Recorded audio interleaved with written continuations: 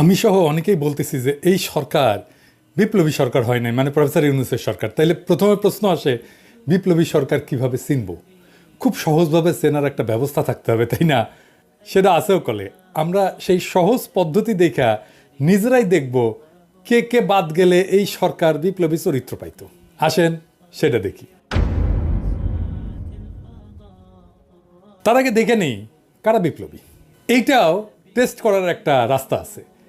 এটা হইতেছে, এই বিপ্লব যদি ফেল করতো তাইলে কাদের কাদের কল্লা ফেলাই দিত হাসিনা, তারাই বিপ্লবী। তাইলে এই সরকারে কাদের কল্লা ফেলাই দিত হাসিনা? আসিফ আর নাহিদ অবশ্যই এই দুইজন। প্রফেসর ইউনূসের বিশেষ সহকারী মাহফুজ অবশ্যই তার কল্লা ফেলাই দিত। আসিফ নজরুল তার কল্লায় ফেলাই দিত। এই চারজন মাস্ট, অবশ্যই এই চারজনের কল্লা যেত। প্রফেসর ইউনূসের কল্লা না ফেলাইলেও জেলে যাইতেন উনি। তিনি আর আদিলুর রহমান শুভ্র, আদিল রহমান শুভ্র তো জেলে ছিলেনই। ওনার আপিল নিষ্পত্তি করে ওনার পার্মানেন্ট প্যাকেট করে দিত। এই ছয়জন ছাড়া আর কারো কিছু হইতো? কিচ্ছু হইতো? নিজেরা জিজ্ঞেস করেন, কিছু হইতো না। ওনারা আগে যেমন দিন কাটাইতেন, পরেও ঠিক একইভাবে কি সুন্দর দিন কাটাইতেন।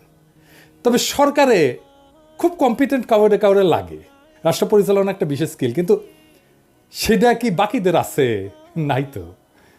ওই পাঞ্জেরি গাইড পইরা এদের অনেকেই সচিব টচিব হয়েছে আর কি। আর বাকি তো এনজিও গ্রাম। তাহলে বুঝছেন তো, কারে কারে বাদ দিলে এই সরকার বিপ্লবী চরিত্র পাবে? এটা তো গেলো সরকারের কথা। সরকারে যারা নাই তাদের কি অবস্থা এই সময়? কি কি পরিকল্পনা কাজ করতেছে বলে আমরা আভাস পাইতেছি? কোথায় কোথায় ভারতীয় স্বার্থ কাজ করতেছে? কোথায় কোথায় দিয়া বিপদ আসতে পারে? আসেন সেটা আলাপ করি। ভারত যে কৌশল নিয়ে আগাইতেছে তা হইতেছে তিন ধরনের। হিন্দু সম্প্রদায়কে দিয়ে ক্রমাগত উস্কানি দেওয়া, যেন বাংলাদেশ একটা সাম্প্রদায়িক সংঘাতের দিকে যায়। কয়েকদিন আগে চট্টগ্রামে একটা ঘটনা ঘটছে, আসেন সেটা একটা পোস্টমর্টেম করি। একজন হিন্দু যুবক বলতেছে প্রতিমা নিয়ে যাওয়ার সময় প্রতিমার উপরে পানি দিছে, তারে ধরে নিয়ে গিয়া মারধর করছে। আমার কথা বিশ্বাস করার দরকার নাই, ওর নিজের মুখে শুনে। ব্যাটারিগল্লি দোয়াপাড়া সার্বজনীন পুজোজ্জীবন পরিষদ সিংহবাবুর বাড়ি হাজারি লাইন থেকে উত্তম পাল্লে কারখানা থেকে আমরা প্রতিমা নিয়ে আসছিলাম। ঠিক আছে, প্রতিমা নিয়ে আসার সময় আমরা খুব সুশৃঙ্খল ভাবে প্রতিমা নিয়ে আসতেছি। হঠাৎ করে এই যে এটা কি বলে, কদম মোবারক শাহী জামে মসজিদ তোরণ, এর সামনে যখন আমাদের ব্যান গাড়ি দাঁড়ায়, হঠাৎ করে উপর থেকে কিছু দুর্বৃত্তকারীরা প্রতিমার উপর পানি নিক্ষেপ করে। প্রতিবাদ করতে যখন আমরা কিছু ছেলে উপরে উঠি, তখন ওরা আমাদের তিনজনকে আটকে রাখে। দুর্ভাগ্যবশত আমি চলে আসছি, আমার হাতে আঘাত। ওরা মারছে? হ্যাঁ, কি দিয়ে? ইট পাটকেল ছুটছে। এরপরে দুইজন ছিল ব্যাট স্টাম্প। ঠিক আছে, এটা কি দিয়ে মারছে? এটা ইট মারছি, ইটও মারছে, ইভেন প্লাস্টিক ঘষা ঘষি লাঠি ঘুষি এরকম মারতেছে, ইভেন অনেক কিছু করতেছে। তাহলে বুঝলেন তো, প্রচুর অত্যাচার করা হয়েছে। সে মাত্রই বাইসে ফিরে আসিছে, তাই না? আচ্ছা, এইবার ঠিক এর পরের অংশটুকু দেখেন। ওই একই ছেলে, দেখেন।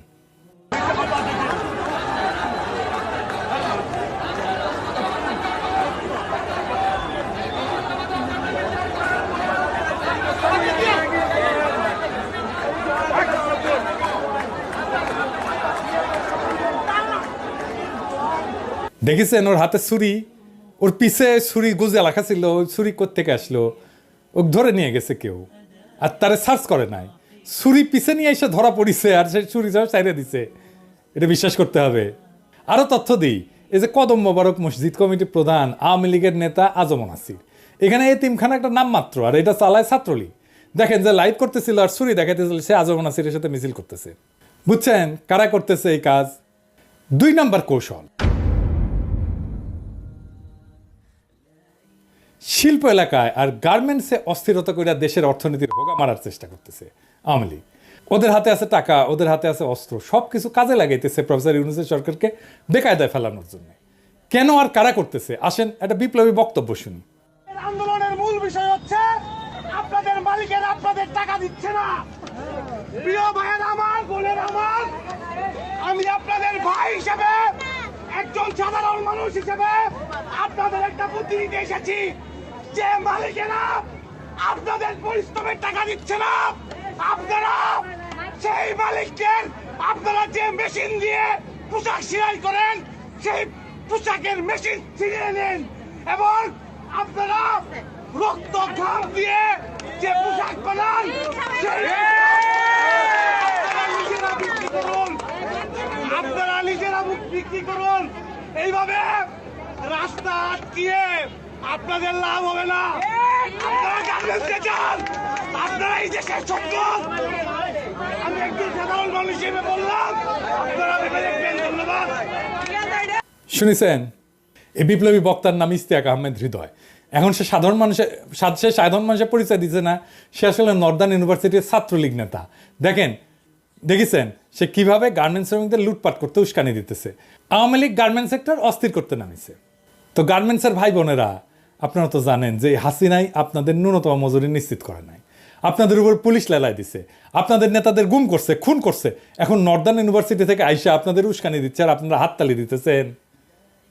কে আপনাদের সামনে এসে বক্তৃতা দিতেছে তারে না চিনলে হবে? পুলিশ আর আর্মিরা বলতেছি এই ইশতিয়াকরে প্যাকেট করতে হবে এখনই।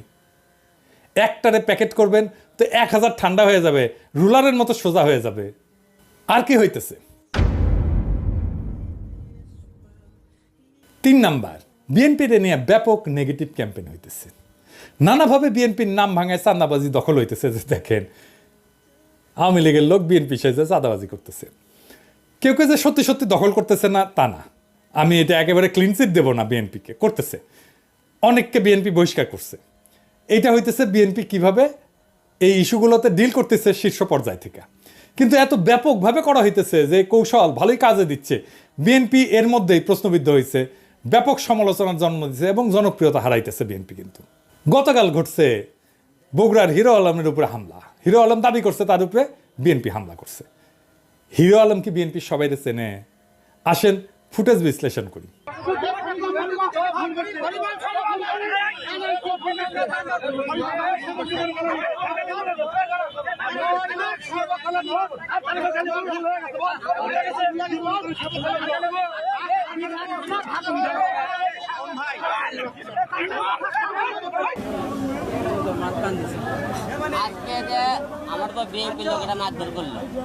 এই যে ওর উপরে হামলা করছে বগুড়া আইনজীবী সহকারী মহড়ি সমিতির সাবেক সাধারণ সম্পাদক রনি, ওর নেতৃত্বে। হিরো আলম মামলা কইরা ফেরার পথে ঘটনা ঘটছে। রনি কিন্তু আদালত পাড়ায় কোনো অপরিচিত মুখ না, সবাই বগুড়ার চেনে। 2016 সাল থেকে সে আওয়ামী লীগের রাজনীতির সাথে জড়িত। হিরো আলম নিজেই স্বীকার করছে যে রনির নেতৃত্বে হামলা হয়েছে। দেখেন পত্রিকায় বলছে, রনিও বলছে হ্যাঁ আমি হামলা করছি। তো রনি কে? হিরো আলম সব জায়গায় নাটক। নিজের নাক কাইটা পরের যাত্রাভঙ্গ বলে একটা কথা আছে না? তো হিরো আলম কি নিজের নাক কাইটা বিএনপির যাত্রাভঙ্গ করতে গেছিল? আর একজনকেও শনাক্ত করা গেছে, তার নাম নুরুল ইসলাম মুহুরী। সে বগুড়া আইনজীবী পরিষদের সদস্য এবং সদর উপজেলা আওয়ামী লীগের সহসভাপতি রোমান উকিলের সহকারী। তো হিরো আলম কেন রনি বা নুরুল ইসলাম মুহুরীর নাম না বইলা বিএনপির উপরে দোষারোপ করছে সেটা ওই নিজে ভালো বলতে পারবে, ওকেই ব্যাখ্যা করতে হবে। এবার সেন আর একটা বিষয় নিয়ে কথা বলি, মাজারে হামলা। এটা হইতেছে 3 নাম্বার কৌশল, এবং এই কৌশল নিয়ে ফ্যাসি বিরোধী শক্তির মধ্যে একটা ডিভিশন করার চেষ্টা হইতেছে। যারা মাজার ভাঙতেছে আর যারা মাজার ভাঙা নিয়ে সমালোচনা করতেছে, দুই পক্ষই কিন্তু ফ্যাসি বিরোধী। আসেন এটা একটু ব্যাখ্যা করি। আমি আসলে ধর্ম নিয়ে কথা বলতে চাই না, বাট স্টিল এটা নিয়ে একটু বলি, কারণ এটা কোনো সন্দেহ নাই যে মাজার নিয়ে ইসলাম ধর্মে রিজার্ভেশন আছে। চিহ্ন ব্যবস্থার বিরুদ্ধে ইসলাম সবসময় বলে আসতেছে। মৌলানা দিলওয়ার হোসেন সাইদির ওয়াজে মাজার পূজার বিরুদ্ধে কথা থাকতোই, কিন্তু ওনার মতো জনপ্রিয় আলেমের ওয়াজের পরেও মাজার কিন্তু ভাঙা হয় নাই। কিন্তু প্রশ্ন হইতেছে এখন কেন ভাঙা হইতেছে? আসেন আমরা এক ভাইয়ের পোস্ট দেখি যে ভাঙতে যাইতেছে। দেখেছেন এডিটর সাহেব ভালো করে দেখান, মানিক সাহেব কি করে সেটা দেখান, ছাত্রলীগ। বুঝেছেন? আবার দেখেন সেকুলাররা মাজার ভাঙা নিয়ে কান্নাকাটি করতেছে। সৈয়দ আল-ইল্লার যে লাল সালু উপন্যাসটা ছিল না, ওখানে মসজিদ কি একটা ধর্ম ব্যবসায়ী এবং কামুক, এবং সেটা কবরকে মাজার বানায় সামাজিক, রাজনৈতিক এবং ধর্মীয় প্রতিপত্তি অর্জন করে। এই তো উপন্যাসটা সারমর্ম। তো এই ধর্ম ব্যবসার বিরুদ্ধে সেকুলাররাও তো দাঁড়াইছে। এটা তো সেকুলাররা প্রমোট করছে লাল সালু এতদিন ধরে, যে মাজার একটা ধর্ম ব্যবসা, তাই না? তাই ধর্ম ব্যবসার বিরুদ্ধে তো একটা সাধারণ কনসেনসাস ছিল। ইসলামপন্থীরা তো এটা পছন্দই করে না, সেকুলাররাও তো পছন্দ করতো না। লাল সালুই সেটা প্রমাণ। তো এখন এটা কারা করতেছে? তাদের একাংশ তো দেখাই দিলাম। সাধারণ মুসল্লিদের যে আওয়ামী লীগরা উস্কাইতেছে অন্তত কিছু জায়গায়, সেটা তো সন্দেহ নাই, তাই না? আমি তো দেখাই দিলাম সরাসরি। যারা মাজার ভাঙতে যাইতেছেন তাদের কই? আপনাদের এই মাজার ভাঙার অথরিটি কারোর কাছ থেকে নেওয়া উচিত না? মানে আপনি তো অথরিটি না, তাই না? অথরিটি আসবে কোত্থেকে? সমাজের কাছ থেকে, রাষ্ট্রের কাছ থেকে, সর্বজনের কাছ থেকে আসবে অথরিটি। কোনো সর্বজন গ্রাহ্য আলেম কি কইছেন যে যাও মাজার ভেঙে আসো? আপনাদের ছাত্রলীগ কইতেছে আর আপনারা যাইতেছেন। যেই কাজ করবেন তার সামাজিক সম্মতি আছে কিনা দেখবেন। আমরা মুজিবের ভাস্কর্য ভাঙছি, সামাজিক সম্মতি আছে। আমরা সবগুলা ভাঙবো, সামাজিক সম্মতি আছে। আমরা 32 নম্বর মাটির সাথে মিশাই দেব, সামাজিক সম্মতি আছে। আমরা পুলিশ মাইরা পা উপরের দিকে মাথা নিচের দিকে টেঙে রাখছি, সামাজিক সম্মতি আছে। আপনার এই মাজার ভাঙায় সামাজিক সম্মতি আপনার নাই। আর যদি কুরকুরায় আপনাদের কাউরে না ডলা দিবার মন চায়, তাহলে ওই যে অমি রহমান পিয়াল আছে না, ওই পোস্টে যে সমস্ত বাকশালী এখনো খুনি আছে না, লেসপেন্সারি করে, তাদের মধ্যে থেকে বেসা নেন, সমাজকে ফ্যাসিবাদ মুক্ত করেন। এটা নিয়ে কনসেনসাস আছে, সামাজিক সম্মতি আছে, এই কাজ করেন। এবার আসেন চতুর্থ বিষয় নিয়ে আলাপ করি, চতুর্থ কৌশল। এই কৌশলটা হইতেছে ভারতের কৌশল, রয়ের কৌশল। বিএনপি এবং জামাতের মধ্যে ঠোকাঠুকি বাধায় দেওয়া। সরাসরি ভারত বিরোধী শক্তির মধ্যে দুইটা দল খুবই সংগঠিত এবং জনপ্রিয়, বিএনপি এবং জামাত। বিএনপি বিশাল বড় দল, জনপ্রিয় দল, জামাত সংগঠিত দল এবং জনপ্রিয় দল। এই দুইটারে যদি আলাদা করে ফেলা যায়, তাহলে বাংলাদেশে ভারত বিরোধী শক্তিরে আলাদা করে ফেলা গেল, ক্ষুদ্র করে ফেলা গেল। এই যে বিএনপি জামাতের মধ্যে প্রকাশ্য বিরোধ আমরা দেখতেছি, দুই পক্ষেরই কম বেশি দায় আছে এটা নিয়ে। কার কম কাম বেশি এটা আমি বলবো না।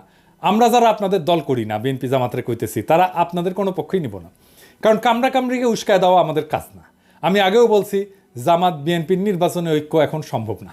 তাদের দুই দলের মধ্যেই সামনে নির্বাচনী প্রতিদ্বন্দ্বিতা হবে, ফেয়ার এনাফ। কিন্তু নির্বাচন তো এখন আসেনি ভাই। এখনও তো হাসিনা আর তার দল থেমে যায় নাই, ভারত তো থেমে যায় নাই, তারা এখনো পুরো মাত্রায় সক্রিয়। পুলিশ নাই, ট্রাফিক পুলিশ পর্যন্ত দায়িত্ব পালন করতেছে না। আর্মি চিফ প্রফেসর ইউনূসের কথা শুনতেছেন, সে একটা প্যারালাল অ্যাডমিনিস্ট্রেশন চালাইতেছে, সে প্যারালাল শক্তি কেন্দ্র গড়ে তুলছে। সব আওয়ামী লীগাররা পুনর্বাসিত হইতেছে। দেখেন এই ইসলামী আন্দোলনে যে জড়ত হয়েছে, সব আওয়ামী লীগাররা পালায় গেছে। হাসান মাহমুদ ধরা পড়ছে শুনছি, আমরা শুনছি না?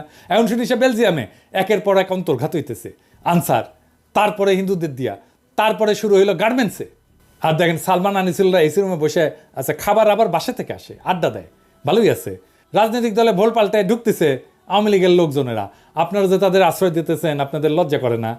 আমরা তো রেকর্ড রাখতেছি, টাইম মতো ধরবো। এই আওয়ামী লীগারদের অর্থ আছে। ভারত তো হাসিনাকে আশ্রয় দিয়ে রাখছে, তাই না? দিয়ে রাখছে তো, একজন ফ্যাসিস্টকে, খুনিকে, বাংলাদেশ থেকে বিতাড়িত একজন স্বৈর শাসক ফ্যাসিস্টকে আশ্রয় দিছে না? ভারতের যুদ্ধমন্ত্রী তার সামরিক বাহিনীকে তৈরি থাকতে বলছে, কারণ বাংলাদেশে থাকা তার দাসীকে খেদায় দিছে বাংলাদেশের জনগণ। তারপর বাদ খুলে ভারত ভাষায় দিছে বন্যায়।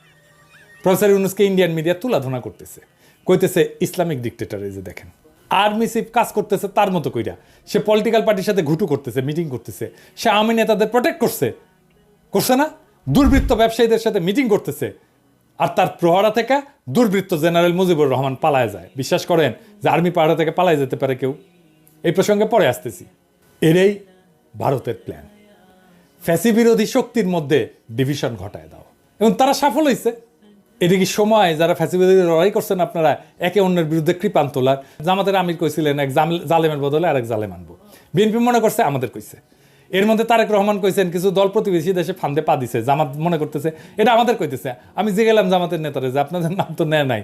ওনারা বললেন আরে এটা সাতক্ষীরায় আমাদের ঘাঁটি, এইখানে আমরা ছাড়া উনি কারে বলবেন? মহাযন্ত্রণা। এর মধ্যে জামাতে আমিরের পড়াতে পত্রিকা আসলো, শিরোনাম বন্ধুত্ব চাই, সহযোগিতা চাই, ভারতের প্রতি জামাতের বার্তা। শফিক ভাই, আপনি মুরব্বী মানুষ, আপনার আমি খুব পছন্দ করি। আপনি শুধু রাজনৈতিকভাবে গুরুত্বপূর্ণ না, একজন শ্রদ্ধাভাজন রাজনৈতিক নেতা না, আপনি আমার পেশারও বড় ভাই, আপনি ডাক্তার মানুষ। তাই আমাদের সাথে দুই ধরনের সম্পর্ক আছে। তো শফিক ভাই, ভারত কি আমাদের জিন্দগিতে সহযোগিতা করছে? ভারতের কাছে কি বন্ধুত্ব চান শফিক ভাই? ভারত তো সারা জীবন বলে আসছে জামাত বিএনপি ক্ষমতায় চলে আসবে, তাই হাসিনাকে ক্ষমতায় রাখতে হবে, তাই না? বিনা সেক্রেটারি বলে যাচ্ছে জামাত ইনফিল্ট্রেট করছে আর্মিতে। দেখছেন আপনার দলের নেতারা ফাঁসিতে গেল কার ইন্টারেস্টে, কার চাপে, কার মদদে? ইন্ডিয়ার তো। বিডিআর সেনা অফিসার মারলো কার মদদে? ইন্ডিয়ার তো। হাসিনাকে ক্ষমতায় রাখলো কে 15 বছর? ইন্ডিয়া তো। এই জুলাই আগস্ট গণহত্যার দায় হাসিনার যতটুকু, ততটুকু ভারতের না?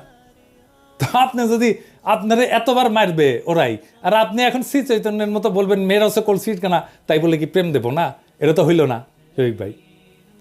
এই কথা আমি পছন্দ করি নাই, এই কথা বাংলাদেশের মানুষ পছন্দ করে নাই, বাংলাদেশের জনগণ পছন্দ করে নাই। আপনি জেনারেলি বলেন আমরা দক্ষিণ এশিয়ার সকল দেশের সাথে সুসম্পর্ক চাই, ভারতের কথা কেন বলবেন? বিএনপি নেতারা আবার বলেন যে দাদা দেখেন কি বিশ্রীভাবে আমাদের পিছনে লাগছে জামাতের লোকেরা। আমি কইলাম আপনারা কিছু কইেন না, থামে যাবে, দাঁড়ান। আবার পরে এসে ওনারা বলেন দেখছেন থামে নাই। তা আমি কইলাম আমি হইতেছি নিধিরাম সর্দার, আমার কাছে কমপ্লেন করে লাভ আছে? তো যাই হোক, ভিডিওতে কইলাম এখন যদি থামে তাহলে ভালো। জামাতের নামে কি ছড়াইছে আমি এটা কয়ে দিই। জামাতের নামে ছড়াইছে যে ওনাদের আর্মি চিফ কিবা বুঝাইছে, তারপর থেকে জামাত বিএনপি লাগছে। সত্য মিথ্যা জানি না, কি ছড়াইছে আপনাদের বলে দিলাম, আপনারা সতর্ক থাকেন। আমার বলার কথা একটাই ভাই, বিএনপি জামাত দুইটা আলাদা দল, আমরা তো সবাই জানি। আপনাদের ডিফারেন্স আছে, আদর্শের ডিফারেন্স আছে, পদ্ধতির ডিফারেন্স আছে। আপনারা একটা ক্যাডার ভিত্তিক দল, বিএনপি একটা গণদল, নানা মতের লোক আছে, কিন্তু আপনারা এক মতের দল। কিন্তু আপনাদের তো কয়েকটা ঐক্য আছে, আপনাদের ডিফারেন্স তো আছে, কিন্তু আপনাদের কয়েকটা ঐক্য আছে, খুব গুরুত্বপূর্ণ জায়গায় ঐক্য আছে। আপনাদের বিভেদের জায়গা নিয়ে ঝগড়া না করিয়া ঐক্যের জায়গা নিয়ে সামনে আগান। আপনাদের প্রতি আমার এটাই সাজেশন, বিনীত অনুরোধ আপনাদের কাছে। সেটা দেশের জন্য জরুরি। যদি মনে করেন যে এটা জনগণের পক্ষ থেকে রিকোয়েস্ট, তাহলে তাই। এটা আমাদের রিকোয়েস্ট আপনাদের দুই দলের কাছে। আমাদের লড়াই তো শেষ হয় নাই, আপনাদের ছাড়তেছি না আমরা এত তাড়াতাড়ি। আপনারা কি যথাযথভাবে সরকারের পাশে দাঁড়াইতে পারছেন? নিজেরাই প্রশ্ন করেন। আমি মাঝে মাঝে বলি যে আপনারা যে দরকার হলো প্রফেসর ইউনূসের সাথে মিটিং করেন, সময় নেন, উনি করবেন মিটিং। আপনারা চান, সময় চান, না দিলে আমারে বললেন যে দেয়নি উনি। আমি তো ওনারা চিনি। আপনারা মিটিং করতে চান, কথা বলতে চান, ওনারা কথা বলবেন। প্রফেসর ইউনূসের সরকার ফেল করলে আমরা কি কেউ বাঁচবো? আপনারা বাঁচবেন। আগে তো বিপ্লব রক্ষা করবেন। আপনারা তো এই সরকারকে লাইনে রাখার চেষ্টা করবেন এবং প্রোটেক্ট করবেন, মনে করায় দেবেন তাদের কর্তব্য কি। প্রফেসর ইউনূসের কথা শুনতেছে না সেনাপ্রধান, উনি ওনার মতো করে ক্ষমতা কেন্দ্র বানাইছেন। আপনারা যদি প্রফেসর ইউনূসের পাশে যে শক্তভাবে দাঁড়াইতেন, সেনাপ্রধান এই কাজ করার সাহস পায়? করেন নাই কেন এতদিন? আপনারা দাঁড়ান ওনার পাশে, ওনাকে, ওনার অথরিটিটাকে কমপ্লিট করেন। সেনাপ্রধান আপনার হাত জগন্নাথ হয়ে গেলে চলবে না। 18,000 লোক আহত হয়েছে, বইয়ের চেন বিক্রি করে চিকিৎসা চালাইতেছে লড়াইয়ের এক যোদ্ধা। আপনার তো এটা যে বলতে হবে প্রফেসর ইউনূসকে যে স্যার আপনি তো বলছেন যে সরকার দায়িত্ব নেবে, এই কি এর কেন চেন বিক্রি করতে হয়? এটা আপনারা যে বলবেন না, সামনাসামনি যে বলবেন। তো আমাদের প্রথম এবং একমাত্র কাজ হচ্ছে শহীদদের আর আহতদের তালিকা করা, আহতদের সুচিকিৎসার ব্যবস্থা করা। আমরা টেরিবলি ফেল করছি এই কাজ করতে। 1 মাস কিন্তু অনেক সময় আমরা এই কাজ করতে পারি নাই। মিডিয়া দায়িত্ব পালন করতে পারতো, সেটাও করে নাই। আহতদের সুচিকিৎসা না হইলে আমি প্রফেসর ইউনূসকে দায়ী করে যাব সব সময়। প্রফেসর ইউনূস ক্ষমতা ছেড়ে দিলেও আমি দায়ী করে যাব। আমি নিহতদের তালিকা না হইলে প্রফেসর ইউনূসকে দায়ী করে যাব। শুধু আমি না, ইতিহাস দায়ী করবে প্রফেসর ইউনূসকে। আমি এটা প্রফেসর ইউনূসকে মনে করাই দিতে চাই। আপনাকে কিন্তু স্যার দায়ী করবে ইতিহাস, কারণ আপনার হাতে রাষ্ট্র ক্ষমতা ছিল। এইবার আসেন 5 নাম্বার প্রসঙ্গে, সেটা হইতেছে আর্মির আপনার হাত জগন্নাথ হয়ে যাওয়া, বিশেষ করে আর্মি চিফের। গুম খুন দুর্নীতিতে দুর্বিনীত লেফটেন্যান্ট জেনারেল মুজিবুর রহমান প্রবাদ তুল্য কুখ্যাতি অর্জন করিয়া সশস্ত্র বাহিনীর সম্মানিত পেশাকে কলঙ্কিত করছেন এবং আসমানের অতলে ডুবাইছেন আর্মি অফিসারদের মর্যাদাকে। খুনি হাসিনার সবচেয়ে বিশ্বস্ত সেনা সহচরদের অন্যতম এই lieutenant general army training and doctrine কমান্ডে জিওসি হিসেবে ময়মনসিংহে কর্মরত ছিলেন। মানে পালানোর আগের দিন পর্যন্ত উনি পালাইছেন। পিছনে ফিরে যদি দেখেন, আওয়ামী ফ্যাসিস্ট দুঃশাসনের গত 15 বছরের সেনাবাহিনীর কোয়ার্টার মাস্টার জেনারেল একটা ইম্পর্টেন্ট পজিশন, দীর্ঘদিন স্পেশাল সিকিউরিটি ফোর্সের মহাপরিচালক আরেকটি ইম্পর্টেন্ট পজিশন, সামরিক নিরাপত্তার কৌশলগত বিবেচনায় ঢাকা ক্যান্টনমেন্টের সবচেয়ে গুরুত্বপূর্ণ পদ 46 ইন্ডিপেন্ডেন্ট ব্রিগেডের কমান্ডার আরেকটা গুরুত্বপূর্ণ জায়গা, র্যাবের গোয়েন্দা শাখার পরিচালক আরেকটা গুরুত্বপূর্ণ জায়গা, নবগঠিত বিজিবির পরিচালকের মতো সবসময় গুরুত্বপূর্ণ পদসমূহে বিশ্বস্ততার সাথে হাসিনার দায়িত্ব পালন করে গেছে। লেফটেন্যান্ট জেনারেল মুজিবুর রহমান দাবি করছেন তিনি নাকি হারাই গেছেন বা নিখোঁজ হয়েছেন অথবা গুমও হয়ে থাকতে পারেন। মানে দেখেন, সে পালাইছে আর দায় দিতেছে যে গুম হয়েছে। চিন্তা করছেন, নিজে ভিকটিম সাজতেছে। বাংলাদেশের সমগ্র বাহিনীর ভেতরে সক্রিয় ইন্ডিয়ান গোয়েন্দাদের সহযোগিতায় গত বৃহস্পতিবার উনি পালাই গেছেন। প্রধান উপদেষ্টা মোহাম্মদ ইউনূসকে কিছু না জানায় ওয়াকারুজ্জামান ঢাকায় এনে সেনানিবাসে জেনারেল সাহেবদের জন্য বানানো 5 তারকা মানের গেস্ট হাউসে রাখছিলেন। ওয়াকার সাহেব, আপনি এটা পারেন না। প্রফেসর ইউনূসের অনুমতি ছাড়া আপনি তাকে আনতে পারেন না, রাখতেও পারেন না। বর্তমান দায়িত্বরত সেনাবাহিনীর শীর্ষ 10 জেনারেলের মধ্যে 15 বছরে একে অপরের ঘনিষ্ঠ সহযোগিতা হিসেবে কর্মরত আছেন। এই 10 জেনারেলের উপরে আমি একটা এপিসোড করেছি, সব হিসাব আমি কয়ে দেবো সবাইরে, যারা সকলেই নানা অপরাধ কর্মের সাথী এবং বান্ধব, এবং এই গ্রুপটা নিবিড়ভাবে রয়ের এদেশীয় অনুচর হিসেবে কাজ করে। এবং এই 10 জনকে আমি এক্সপোজ করে দেব। ওয়াকার সাহেব, আমি কাজ করে ফেলছি, আপনারে আমি শেষ ওয়ার্নিং দিতেছি, আপনি যদি ঠিক না হন এই 10 জনকে আমি খুঁটিনাটি সব কিছু এক্সপোজ করে দেব। প্রফেসর ইউনূসের তরফ থেকে কোনো প্রতিক্রিয়া দেখছেন? উনি বুঝতেই পারতেছেন না যে ওনার অথরিটিকে কীভাবে স্ট্যাবলিশ করতে হয়। এই পলানোর জন্য সেনাপ্রধানকে কোনো জবাবদিহি করতে হয়েছে হয় নাই। আমি ওয়াকার সাহেবকে বলি, আপনি ওই চেয়ারে আছেন, এই জন্যই আপনার দাম। চেয়ার থাকলে আপনার ফুটা পয়সা দাম থাকবে না। সাবেক জেনারেলদের দেখেন, আপনি যে কাজগুলো করতেছেন সেটা জাস্টিফাই করবেন কিভাবে? আপনারা তো ধৈর্য এনে বিচার করবে বাংলাদেশের জনগণ। আপনারা আমি একটা পরামর্শ দিই, ভদ্রভাবেই দিই। আমি আর পরামর্শ দিব না আপনারে। আপনার চেইন অফ কমান্ড মানেন, প্রফেসর ইউনূসের কমান্ডে অনুগত হন, ওনারে না জানায় কোনো কাজ করবেন না মেহেরবানি কইরা। যেটা আপনি প্রোটোকল অনুযায়ী করতে পারেন না সেটা কইরেন না। আপনি প্রফেসর ইউনূসের প্যারালাল কমান্ড বানানোর চেষ্টা করবেন না, ক্ষমতার দ্বিতীয় কেন্দ্র বানানোর চেষ্টা করবেন না। আপনি যদি এটা করেন আপনারা ছাড়ব না। ওয়াকার সাহেব, আপনি আমাদের চেনেন নাই, আপনি কিন্তু সরি করার টাইম পাইবেন না। ক্ষমতার দ্বিতীয় কেন্দ্র রাষ্ট্রকে রক্ষা করা যদি আপনার উদ্দেশ্য হয়, আসেন একসাথে কাজ করি। বাংলাদেশে সব মানুষ আপনাকে সাপোর্ট করবে, আমি নিশ্চিত করব বাংলাদেশে সব মানুষ যেন আপনাকে সাপোর্ট করে। আর যদি মনে করেন আপনার আত্মীয় আর ভারতের বি টিমকে ক্ষমতায় বসানোর পায়তারা করবেন, তাহলে বাংলাদেশকে আরো ভয়ঙ্কর রক্তাক্ত যুদ্ধের দিকে ঠেলে দেবেন, আর এর দায় হবে একান্ত এবং একান্তই আপনার। আশা করি আপনার শুভ বুদ্ধির উদয় হবে। ইনকিলাব জিন্দাবাদ।